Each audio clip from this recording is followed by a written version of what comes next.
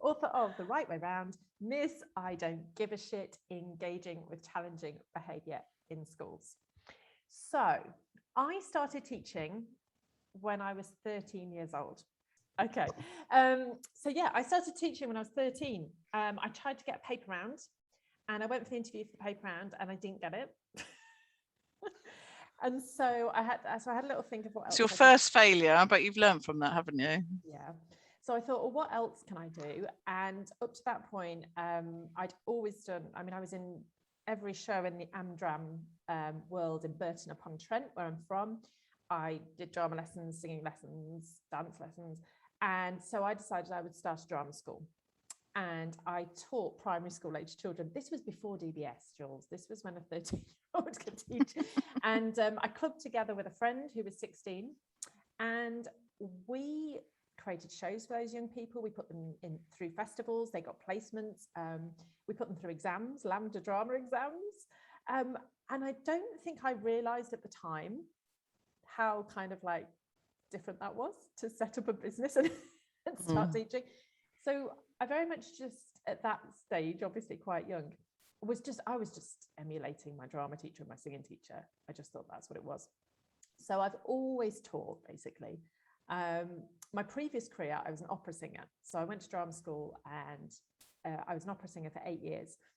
And alongside this, I was always teaching, usually in pupil referral units, special schools. I was teaching performing arts. And throughout that process, I realized I really enjoyed working with young people with behavior needs. And I think performing arts particularly lends itself to some of the needs they have. They get to scream, they get to shout, they get to be noisy, and that's part of the lesson. So I got to a stage where I wasn't enjoying the opera anymore. That's a whole other industry with a whole other set of patriarchy. And we'll talk about that in a bit. Yeah, exactly. So I got to a stage where I was enjoying working with the kids more than I was enjoying the opera singing. So I decided to bite the bullet, get my PGC under my belt, because I'd got to that point as well. I was doing lots of work in schools where, because I wasn't qualified, then you can't do this, but you can, you know, that kind of threshold. I thought, okay, get the PGC under my belt. I looked at the government that happened to be in charge of our country at the time, and I felt that that government was not going to be supporting the arts in the forthcoming years. And so I decided to do English. I had enough English credits or whatever it was in my A levels. And so I did the PGC in English, thinking that then I can obviously, if I'm an English teacher, hopefully I'll always be employable and then be able to teach drama, music, whenever that comes up.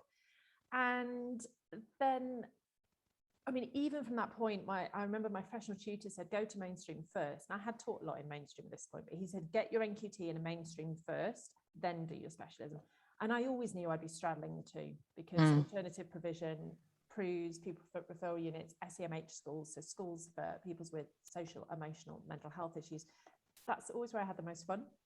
And so then 4 years ago, I became freelance. And ever since then, I've been straddling the two. So I do some work in mainstream, I do some work in special and AP.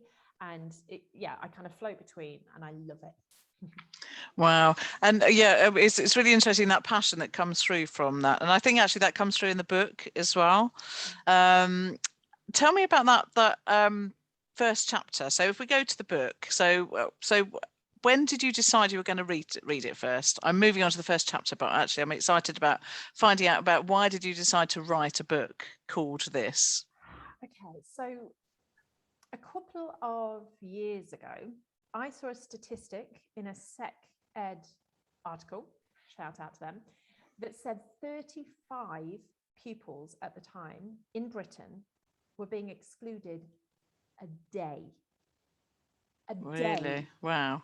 I believe that's now gone up to 40. That's the last time I saw it. I mean, you know how these stats kind of go up and down? Yeah. Well, I read that, and that just threw to me, well, clearly something's wrong with the system then.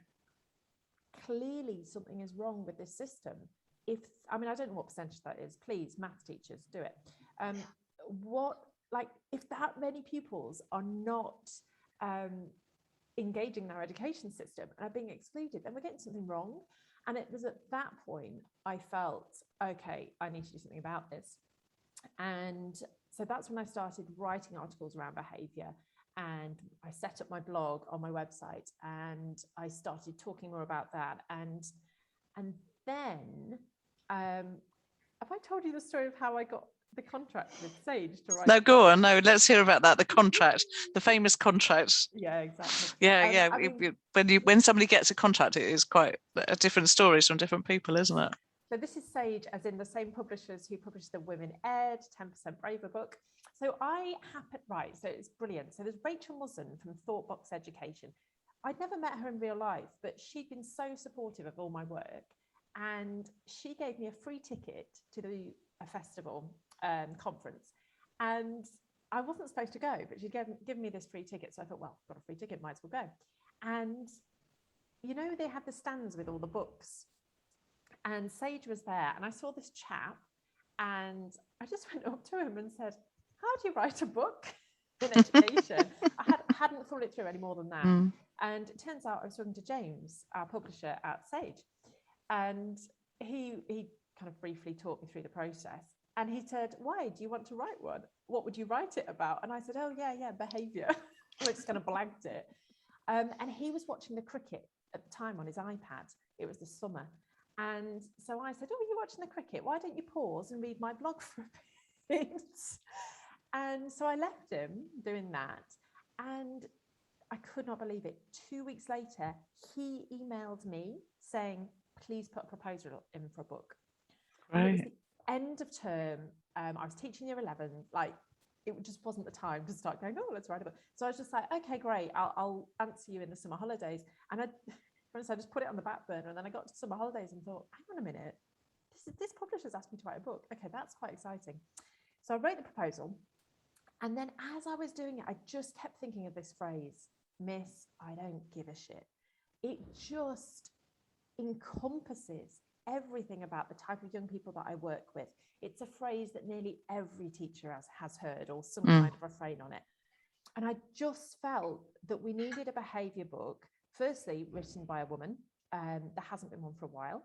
And secondly, one that really didn't try to, is the word pathologize, like make everything clean? Yeah. But actually, when you read my book, when you're reading those case studies, when you're reading the student voice that's in there a lot, I want you to feel like you're sitting in that dirty, smelly mobile where they've farted and the heating's gone wrong and one of them's setting their book alight. I want you to feel that, because that's what it's like. And that, for me, is where we start on any type of behaviour tips or behaviour strategies. We start with, what's the reality? And so this is why this sentence was really important to me. Yeah. And it's funny, it resonates in so many ways, because you're right. I mean, everybody will have heard that, many people, well, I would say a lot of teachers will have heard that.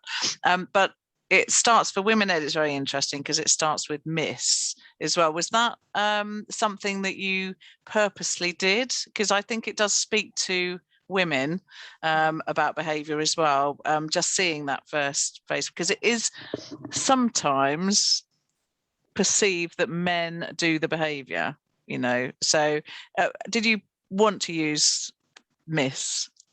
Absolutely, for all the reasons you've just said. And it was really purposeful for me. And it's come from, in the last couple of years, I'm getting more and more head teachers hiring me to come and train their staff. And I keep getting told most of our NQTs are young women in their 20s. And we want them to be inspired by someone they can kind of relate to. With respect, a lot of the people who train on behaviour are men old enough to be those NQTs' dads. Great, fine, that's one way. That's one kind of person who can do behaviour. And I am getting repeatedly this feedback. It's so great to hear that you don't have to be a certain person to do behaviour. And I think that's why I purposely put Miss at the front. And also, I just love, I love teenagers and young people. And I love the fact that they can do that. They can give you the respect of giving you your title, Miss. Don't give a shit. It's just such a beautiful, oxymoron's not quite the phrase, but it's such a beautiful mixture of, and it's very schooly as well as Yeah, absolutely. Yeah, but I've never thought about that before. That idea that they're actually calling you miss before they say that is just brilliant, isn't it? Yeah. I often tell when I'm doing training or talking to people, talking about somebody in a Peru again that was talking to quite a lot of bigwigs in Dorset local authority about exclusion, and he said, "Say hello before you tell me off." And that was the same kind of thing, isn't it?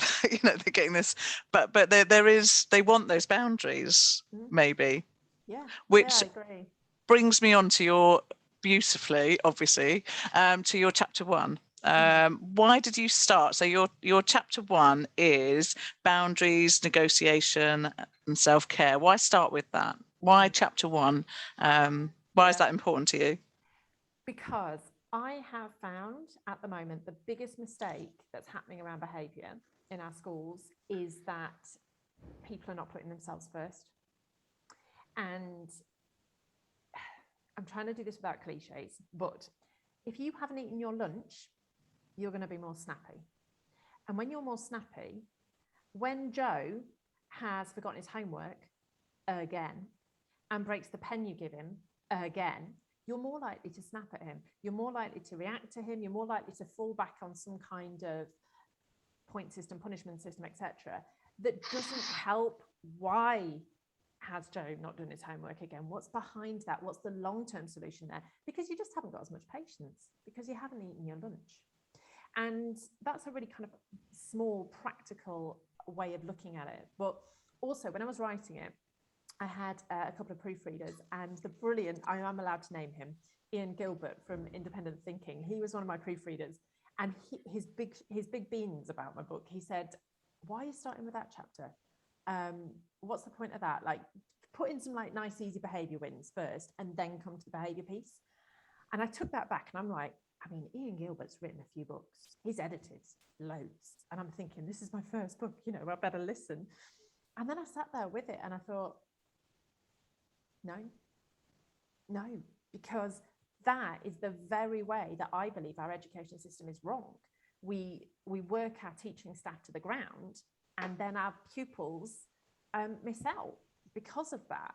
And so I thought, no, I've got to practice what I preach. But what it did do was it made me rewrite the chapter. In fact, can I read you the first little bit, maybe? Oh, please do. Yeah, it'd be lovely. I was going to say, can we have a reading?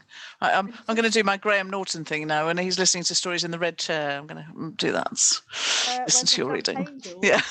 Whilst you're listening, by the way, people who are here live, if you want to hashtag Miss I Don't Give Her, hashtag Miss I Don't Give Her on Twitter whilst we're doing Jack and Ori, and share if you're here live.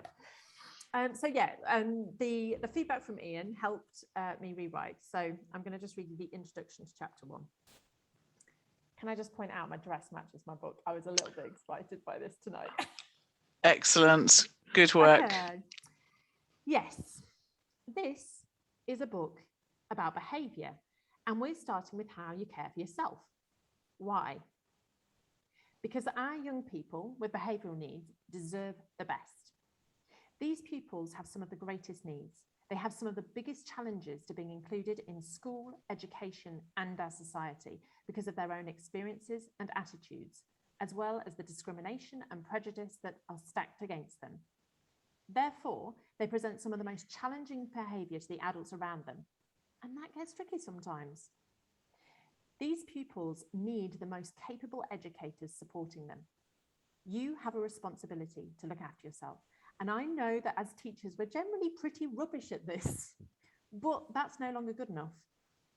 Whilst I advocate for an improved wellbeing focus in the education system's infrastructure, I also believe that we have more power than we realise as educators on the ground. This chapter provides the first steps.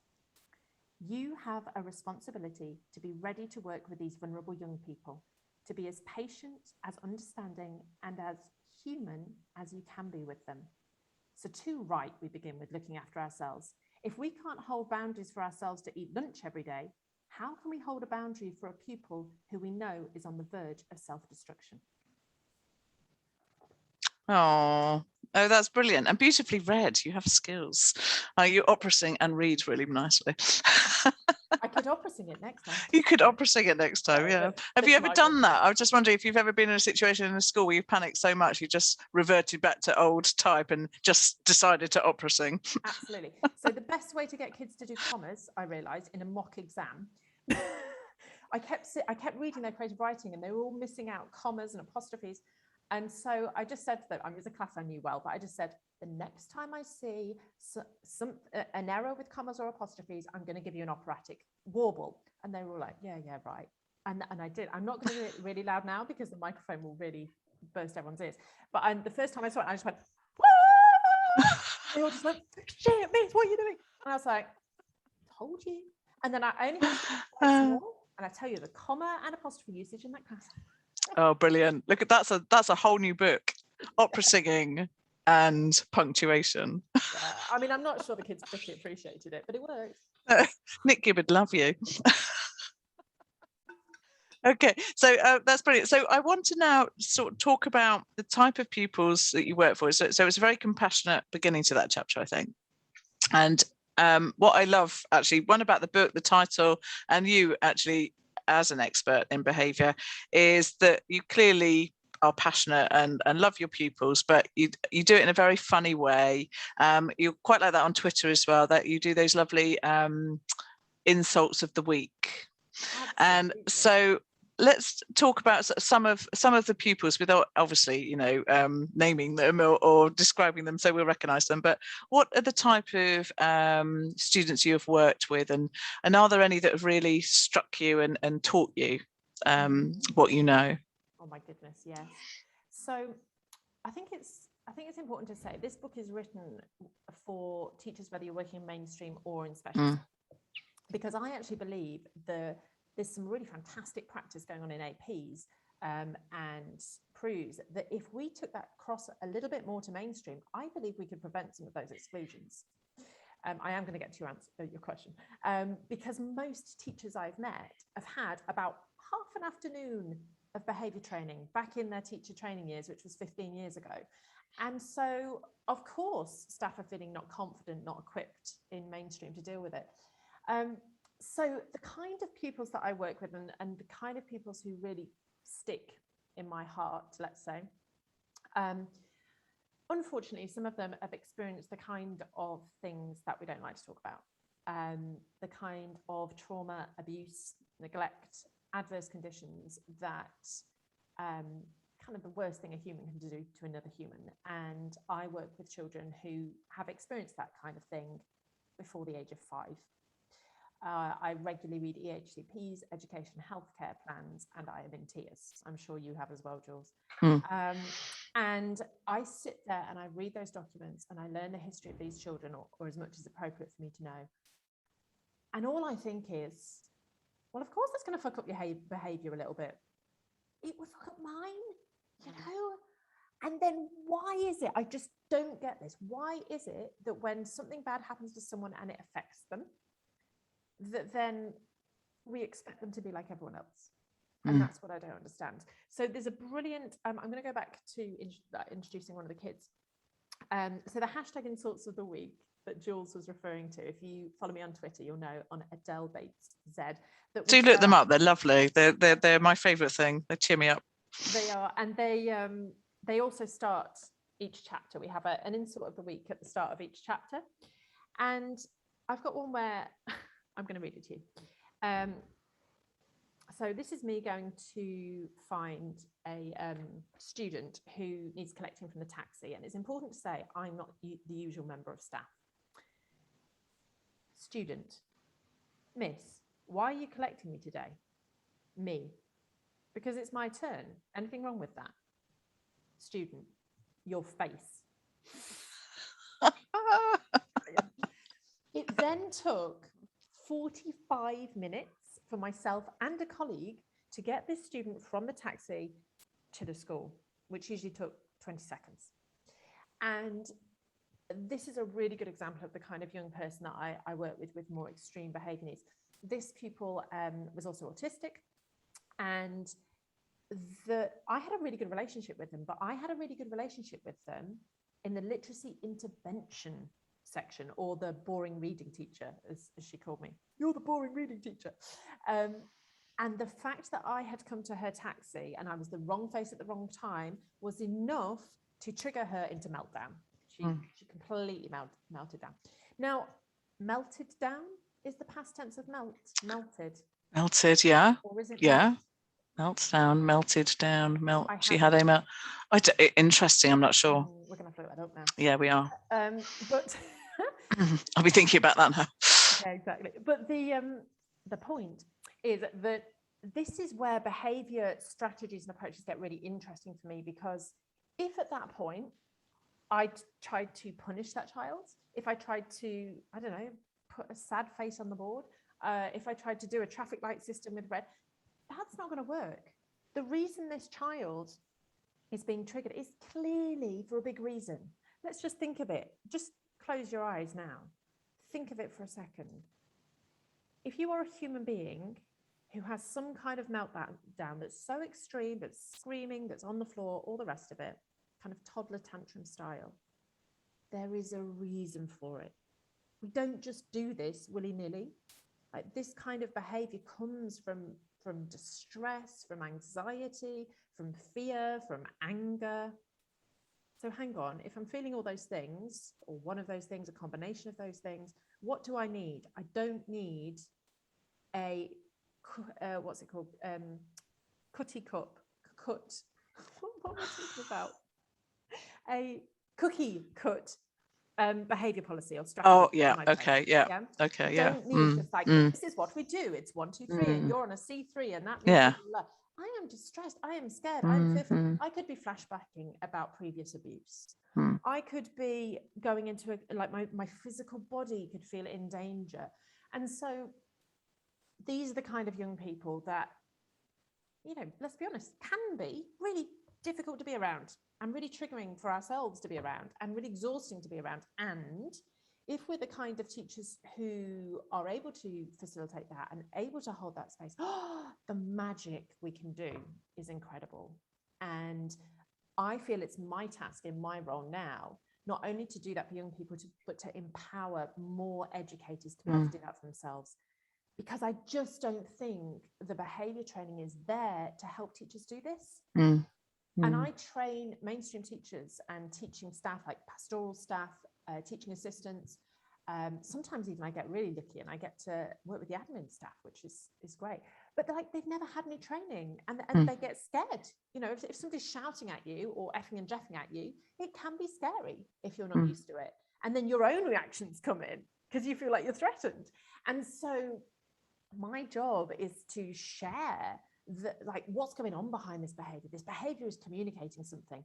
And once we know what it's communicating, then we find the magic. Because if we know what it's communicating, we can start to think of the solutions. It's interesting you that sort of sigh actually at the end, because I find this with just by having these types of conversations, almost release teachers from that. And I'm going to say it again, from that macho idea that we're supposed to go, get out the taxi, get in, you know, otherwise you'll be in isolation, or you'll be in isolation tomorrow, or you know, do you know what I mean? And there is this sort of expectation sometimes, especially when people are watching you, what are you going to do about that behavior? And it's not about the child, actually, it's about you, isn't it? Sometimes it's like, right, I've got to do this because this is what I'm told, you know, is wait till your father gets home type. You know, and that's why I was quite interested. It's really important to hear women talking compassionately about behaviour, isn't it? And I think, and let's not get this muddled up. This doesn't mean I'm soft. No, absolutely. Yeah. Oh, Miss Bates can hold a boundary. Yeah. And I think that I talk about this in chapter 2, which is about safety first, learning second. For our young people who have behaviour needs, boundaries are more important than ever. Boundaries make us feel safe. Let's look at the last couple of years. Our boundaries in general went walkies. Suddenly, we didn't have a place of work. We didn't even have to get dressed. We didn't have to put a bra on to go to work. We didn't have to do any of these usual things. And we all went a little bit tiddly poo, right? We had to dress from the waist down. Exactly. Oh, we No, do the now. We waist didn't. up. We didn't Waist, have to. Yeah, we didn't have to dress from the waist down. yeah. And it made us, a lot of us, feel very insecure and weird. Well, this is exactly the same for our young people. That actually, if we've experienced any kind of trauma, abuse, neglect, if we have social, emotional, mental health issues, then actually those boundaries need to be even tighter, because they cannot trust, a lot of them, that adults are safe, or that this relationship is safe, or that trying this new thing in class is safe. The boundaries have to be really firm. And I think that that's important to flag up, because it's often, when I talk compassionately, it's often something that can be put up against of like, oh yeah, you're doing the fiddly diddly stuff, and it's like, yeah, no. And that, I think, again, is those gender stereotypes sometimes, that behavior has to be strict. Oh, you know, that word strict, and what does that even mean, you know? But it comes with things like aggression, you know, quite I was interested in the new behavior stuff that's coming out, and there was armory, weapons. It was the new minister in education. He said, oh, we're going to support teachers by giving them an armory and new weapons to ensure, and that all that language, it's still, it keeps that stereotype going, doesn't it, that you have to be a tough man to deal with behavior, and if you're not a tough man, you have to copy what I'm doing. And you know, so we that's why it's so important, isn't it, to smash those stereotypes a bit, really, and say, actually, you can deal with behavior and you can deal with it really well.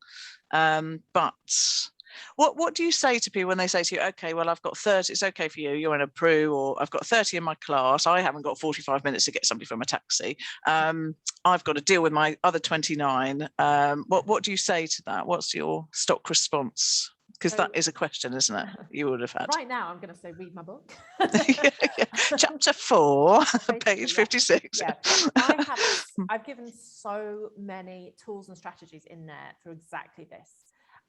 Because a lot of the approach to behavior, when you're seeing it as communication, when you're looking for what's behind it, when you're trying to individualize or differentiate the behavior needs, is about you knowing the kid and having that relationship. And you're absolutely right. 29 in a class, that's not possible.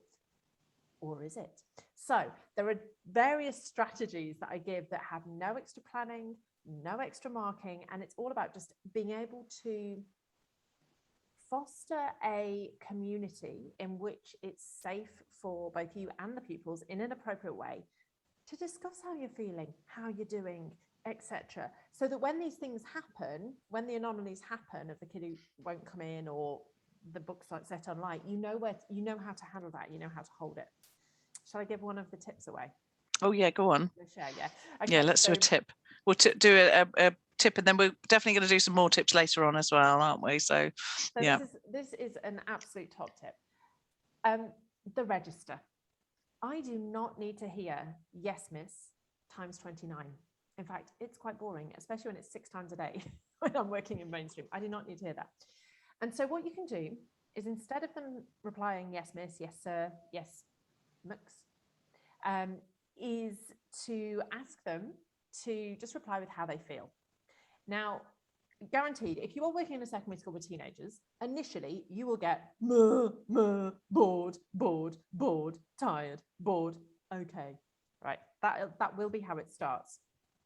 And keep going.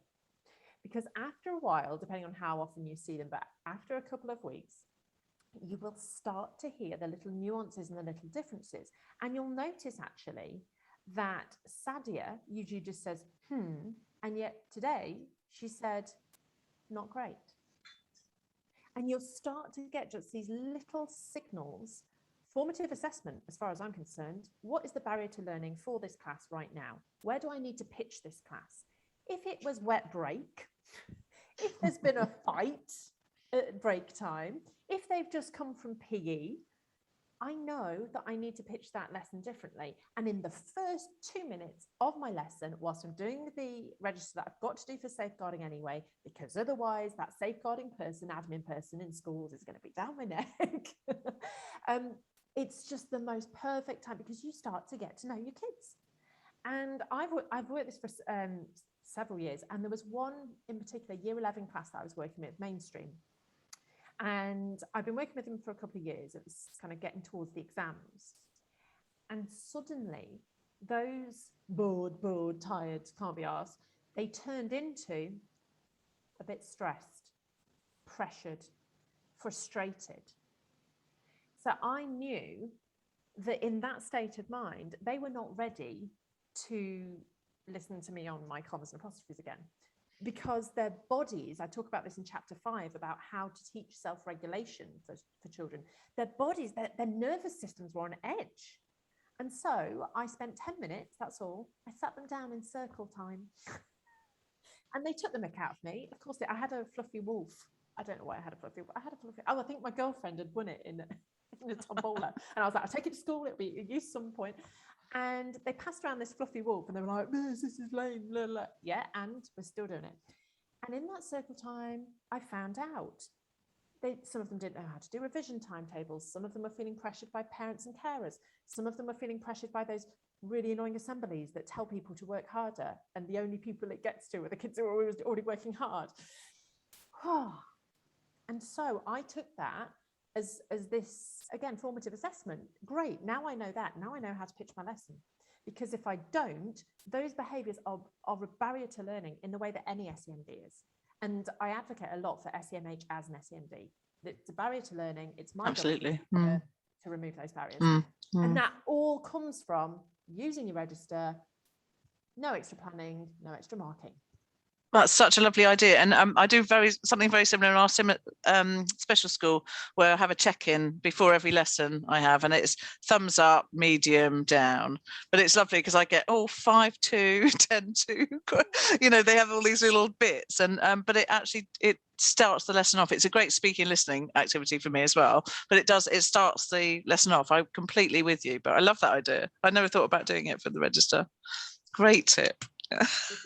Okay, my next question is, and I really enjoyed your self-care, because I think to give permission to staff to feel that it's okay to let you make sure you have lunch, etc. That's really important. But I give you permission to I'm so sorry. This is like the news, isn't it? Oh, it's all right. The dog's arrived. My daughter's just brought the dog in. Hello, Jasper. I give you permission to be upset by an incident. You know, you don't deserve to be sworn at. So, you know, what do you say? So, you know, I don't deserve to be sworn at, to be said. How do we square that circle? It's a big one. So I have a whole chapter on this. It's the don't take it personally. So I think you're absolutely right. Sometimes it gets to us. It really does. I remember, I think I talked about it in the book. There was one time I was working in an SEMH school, and by 9 o'clock, by the time that the register was being taken, I had said hello to 8 different pupils. Every single one of them had told me to F off. And I don't know what it was. I think I was premenstrual. I was a bit wobbly, and I went to my learning space and I was a bit like, I can't do it. And there's a couple of things you can do at this place. First of all, you need to regulate yourself. I talk about this a lot in the book. Yes, you may need to deal with a child who's sworn at you. And obviously, depending on your setting and all your rules, you know, there are different ways to do that. But before you do any of that, you've got to deal with yourself, because otherwise you're going to be reacting. And the last thing an angry or agitated pupil needs is an angry or agitated adult, because guess what happens then? So the first thing you do is regulate yourself. So I, in that instance, was able to just do my little breathing exercises and kind of like go, oh yeah, hang on, it's okay. Let's try again, kind of thing. But sometimes it's bigger than that. And sometimes it really hurts us. And that's when you've got to call in colleagues and you've got to call in support. And that's part of the reason I share the hashtag insults of the week. Yes, they're very funny. And I've had people say this in my community, that actually it helps me because it reminds me it's not just me, and that these things aren't personal. And then once you've got yourself regulated, then it's about, obviously in line with your behaviour policy, in line with the style that you teach in, you need to address that. It's not great. It's not good to swear in, I think, every school that I've been in. And of course, there are exceptions to that when we're doing some very dramatic theatre piece or whatever. There's always exceptions, but in general, that needs to be dealt with. And I think, I mean, I start the book by looking at that phrase, Miss I Don't Give a Shit. what is behind it? Is this a child who just needs a quick reminder that we don't swear in class? Or is this a child who never usually swears? This language has come out and it's telling us, oh, red flag. Something must be going on with this kid because they don't usually swear. Let's find out what it is. So it's about getting yourself regulated first and then dealing with it in the context and within your behaviour policy, and also within the context of the child and what their usual kind of language is. It's always coming back, isn't it, to kind of analysing their behaviour, isn't it, really? Right. But I like that. Don't take it personally. I think it's really hard not to sometimes, but I think as a team, even we sometimes switch staff in and out. You know, that's a nice one to do sometimes, just to regulate. Can you tell me more about regulation? I mean, it's something that I think that co-regulation is really important, isn't it? And knowing our own feelings before we launch into other people's feelings, and again, that pressure to feel that you're doing something. What for you is the difference between a consequence and a punishment, for instance? Oh, good question. So, for me, a punishment is something that's that's the phrase I wanted before, the cookie cutter. I like that. Yeah. Punishment is something. Actually, have you read The Secret Barrister? I read that last year. I've read bits of it. Yeah. I couldn't get through all of it. It was a bit depressing. But the start was this really interesting analysis around punishment, and it nearly made the book, but I had to cut it for words. But for me, punishment is a systematic thing that we've put in place as a society or as a community or as a classroom, like whatever kind of scale you're on. And it's almost like a moral code that we've all kind of signed up for, but we haven't all necessarily signed up for. And this is where it gets difficult, because a punishment is, okay, I've got Gilbert and Sullivan in my head now. Let the punishment fit the crime.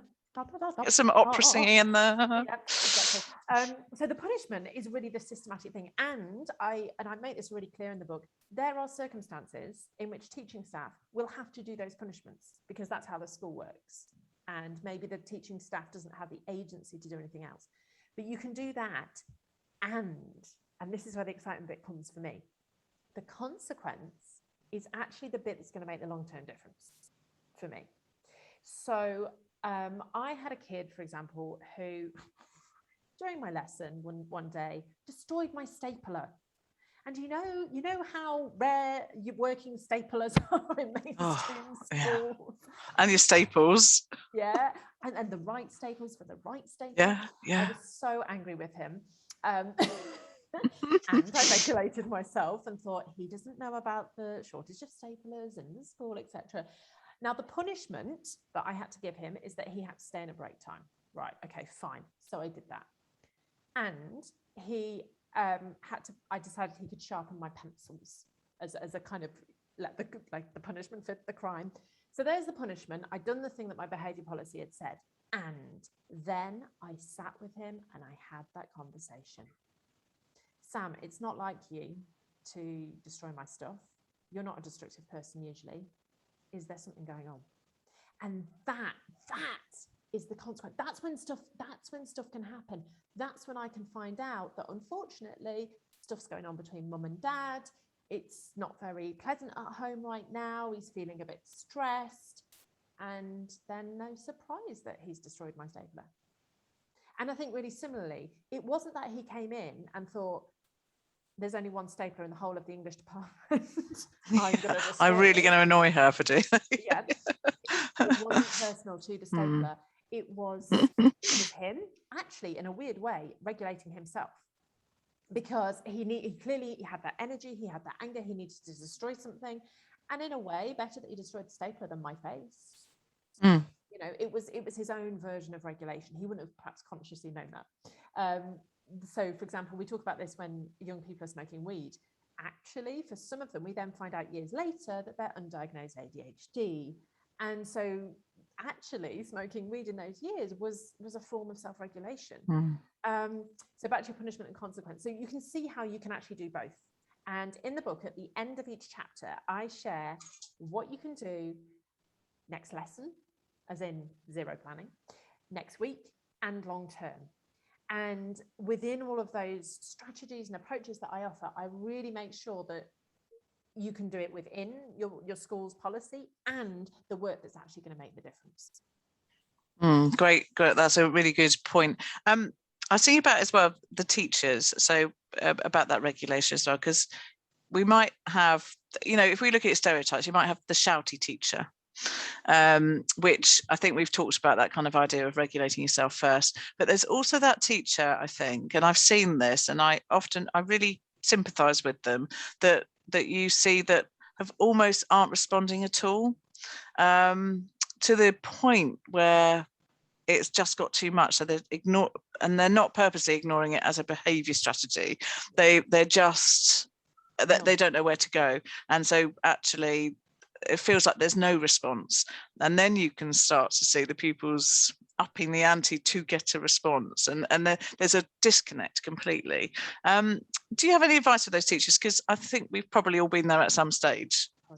The word numb comes to Numb, yeah, that's perfect. That's exactly what it is. You go in and you see a numb teacher. Yeah, definitely. And I remember being taught by a numb teacher. And I remember even when I was a teenager myself describing it, I was like, Mr. So-and-so's lessons, it's like just the textbook's there. It's like he's just the textbook. It's like nothing else. There's no live teaching. Yeah. For me, if you are feeling that, or if I see a colleague feeling like that, then we have to go back to, in the same way as we would with the children, okay, what's actually going on here? Because we can only sustain that for so long, that kind of style of teaching, and it either grinds us down or there's an explosion at some point, and that explosion could unfortunately come out at a kid who hasn't done that much but is the straw that breaks the camel's back. So I think this is really where we're going to my chapter 8, which is all about bringing in the team, and it's about you having I strategically do this. I don't know about you, Jules, but I strategically have people in my life who support me professionally, who support me with leadership, who support me with business, who support me with my accounts, who support me with teaching, who support me with and people who I can just have a right giggle with and not talk about teenagers or behaviour at all. And I think strategically, as educators, we need to put that in place, both on a professional level and in our social lives. Because if we are going numb, it means our systems are closing down, which is often a way that people respond to stress and panic and underlying anxiety, long-term stress, things like that. So then it becomes a mental well-being and health issue. So that's why, and I say in the book, like, let's look at the team around you, because if you are dealing with challenging behavior every day, or behavior that challenges you every day, you need something supporting you. And I look at how you can weave that into your everyday life, so that when you do kind of tip over, because we all do, like, you're absolutely right, Jules. I mean, I remember a couple of lessons back in mainstream as well, just kind of going, was that year 8 or was that year 7? But having those other people around you so you can bounce off, so that when you get to those situations or you're near it, that you can help each other out. And I like the way you talk about all the different people you have, because that's a very women ed thing as well, that we might have people that coach us or friends, but that networking and that admitting to not being able to cope is really powerful. It's something that I think people are scared to say sometimes about a class, but everybody will have been there. So if I say, if someone's listening, just say, I'm not coping with this class, what can I do? And people will really jump in. People love to help. It's like Twitter, isn't it? Advice is great. And read your book, obviously. I think it was really funny. So I have that hashtag insult of the week, and it's like this funny thing, and people share these things. And then one week I'd been slapped by a pupil, and I was really in shock about it, and I was really upset because I felt like we'd done loads of work together, and I felt we had a good relationship, and whatever. I won't go into the full incident, but she slapped me, okay, and I was actually feeling pretty like, so I decided to be honest, and I put hashtag insult of the week. Sometimes it's funny, but actually this week I got slapped, and it wasn't ow kind of thing. And then the brilliant thing was, there was a wonderful man, I don't know, on Twitter, he's Dan SEMH. And he'd been waiting all week for my insult of the week because he had a really good funny one. So he put it on straight away. Then he read mine, and then he said, "Oh my goodness, I'm so sorry. Oh, That's really I'm not inappropriate now." Yeah, exactly. And I was like, "Oh no, don't worry." Yeah, but I think that's important. And I think, we are dealing with humans, and we're dealing with all sorts of humans who've been through all sorts of things. If you are dealing with pupils who are challenging you with their behavior, the likeliness is they're going through something themselves. And that can rub off on you, like just energetically wise, that might go on to you, and you will be affected. And I think putting your hand up and going, I'm being affected, it is hard. And the more we do it, the more normalized it gets. What I love, I talk about this in the conclusion. So I was interviewed about the new RSHE curriculum that was supposed to be compulsory September 2020, and now they've kind of given it a bit of leeway because of lockdown and everything. And I was chatting to the head of the Sex Education Forum, Lucy Emerson, and she said something brilliant. And she said, the permission that the pandemic has given us to talk about our own mental health has been quite amazing. Like, the vocabulary, I'm just having a down day, has got so much more used than it was before in schools. And she said, what better foundation from which to build an RSHE curriculum around relationships, sex, health education. And I take this further and I say, what better foundation to build an education system on? One that can go, how are you doing? Actually, my cat died. Well, guess what? I'm probably not going to teach as well. I probably need a little bit more support because I'm upset, and that may have been a bit of a flippant example, but I think that this ability to talk more, a really good example. So I practice menstrual cycle awareness avidly, and I do my whole work around my menstrual cycle, and this really works for me as an organization system. And there was one time I was with year 11 and I was in pain, and I knew my body was screaming to me to go to bed, like, just head to toe, screaming, bleeding. But it was 2 weeks before the exam, blah, blah, blah, blah. And I was in that kind of martyr way that we are in schools. So I went and got Bagpuss from the nurse, which is a hot water bottle. And I sat there, and I sat there with this year 11 class, and I said, look, I'm not going to move. I said, I should be in bed. That's not your fault. This is my decision. I'm going to be here. Like, I didn't want to put it on them. I said, but I'm not going to move. I said, Sarah, I need you to teach the lesson. Now, Sarah was my least engaged, most disruptive, gossipy student. I gave her the role of teacher. So basically, I just kind of passed everything to her. She was engaged for that full 2 hours. And that's what's amazing. I was honest appropriately with, I'm bleeding, I'm a woman, this happened, and they all stepped up. They were brilliant. They were engaged. The pupil who was being the teacher was just like, she looked at this. I had never seen her so engaged in a lesson. So I think this is the thing we forget. I think sometimes when we put our hand up and go, I can't cope, we think that everything's going to fall apart, but actually it gives space for the others to step up. Yeah, absolutely. I think that's a lovely point. With kids, it was just beautiful, and it helps us all as a community.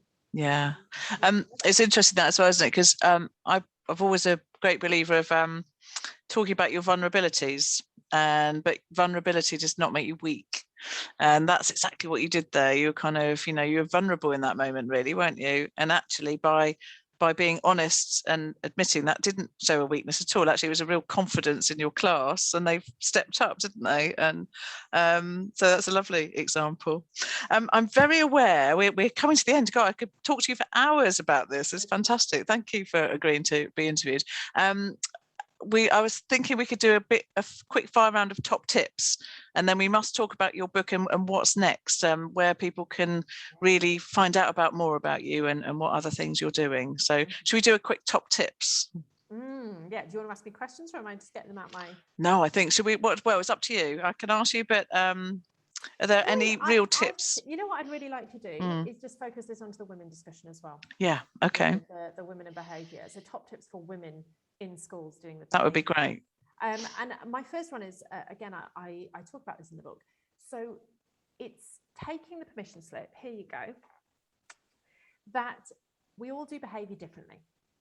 What works for me is not going to work for you. Like, for example, the great one is like, I've got colleagues who do the, I can't even say it, fisty pump. The fist bump type things. Fist bump thing, Yeah. yo, down this. Yeah. When I do that, I sound like Julie Andrews trying to be Ali G. It just doesn't work. Oh, I know that feeling. They go, oh, that's not right for you, miss. That's not right. It's not working. Yeah. And if I try to do that, and I think this is the other thing, there is a rhetoric coming from both the government and media that says we need to be stricter and we all need to be the demon headmaster.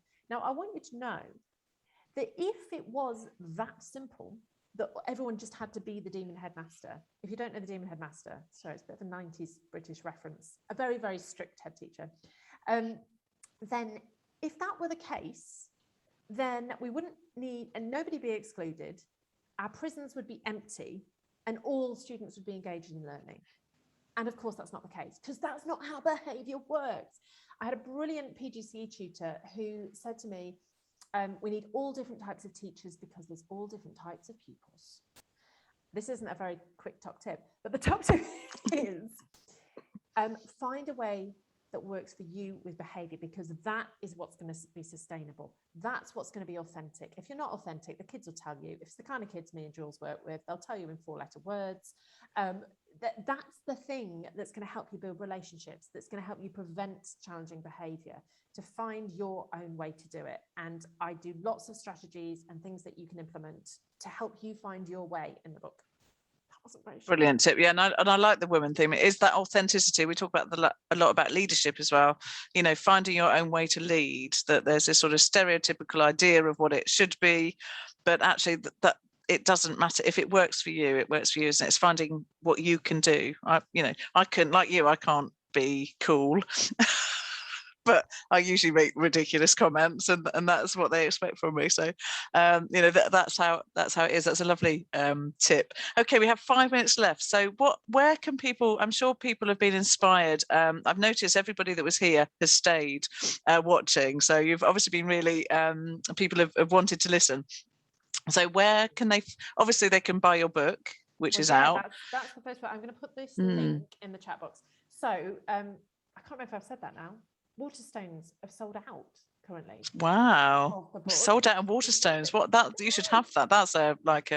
That's really good, isn't it? I mean, they're probably going to what a brilliant thing to say. So the link I've popped in there is for hive.co.uk, which is an online platform in which they give a percentage of their money to your local independent bookshop. I do, if at all possible, ask for my readers to buy from a company who pays their taxes and treats their staff ethically, because those are the values of me and behaviour.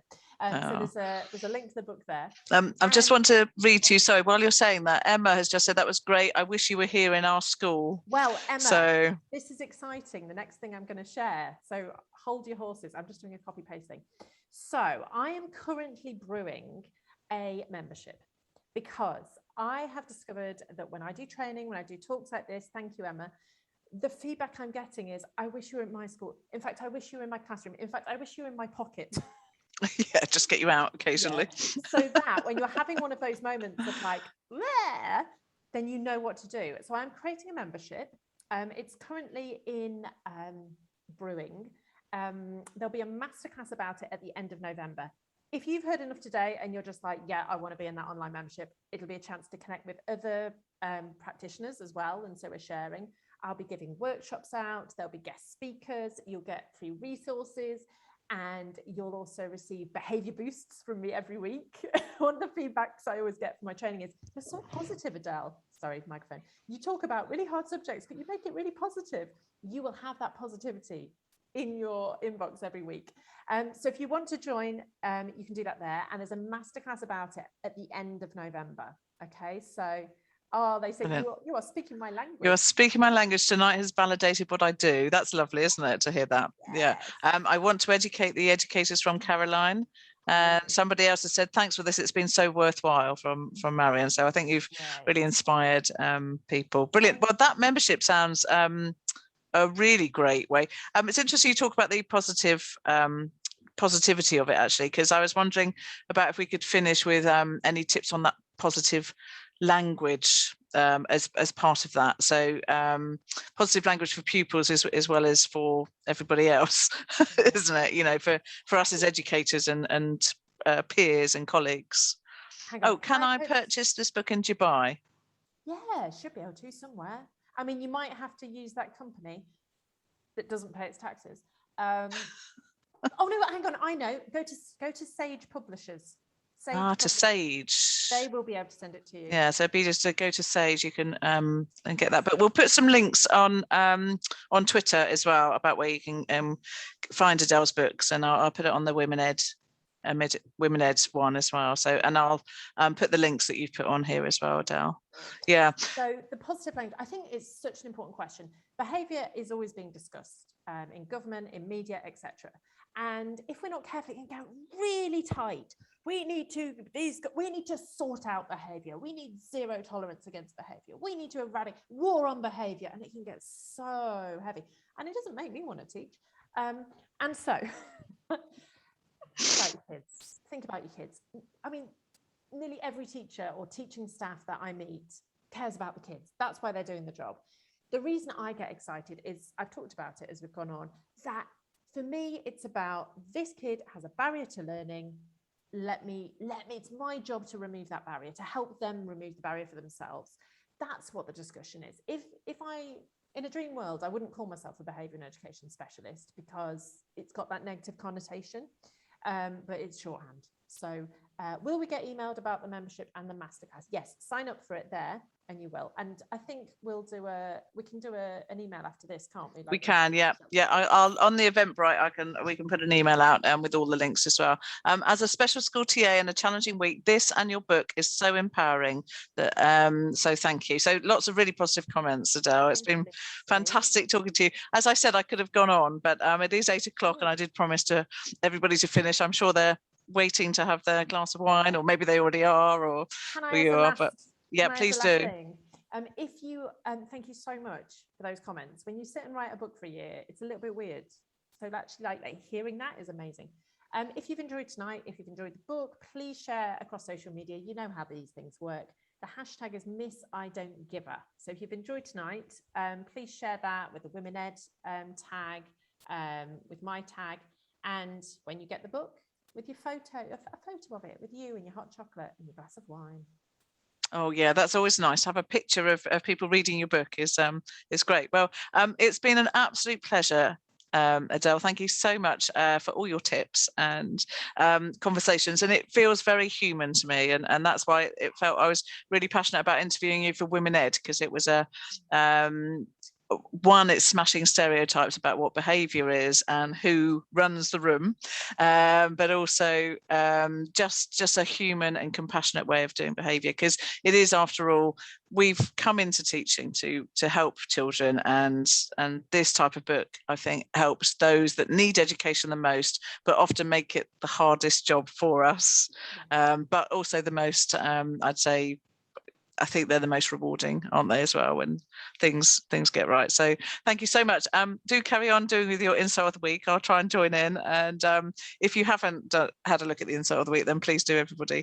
Thanks for joining us as well, participants. It's been brilliant. And I'm glad you enjoyed it. There will be some links going on to Twitter and in your email from Eventbrite afterwards. So thanks very much. Adele, this is where I leave you, and maybe you could opera sing us out. Oh, no pressure.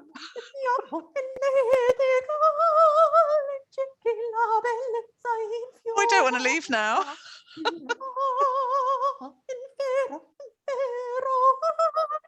I hope no one speaks Italian, because I think I made a little bit of those lyrics up.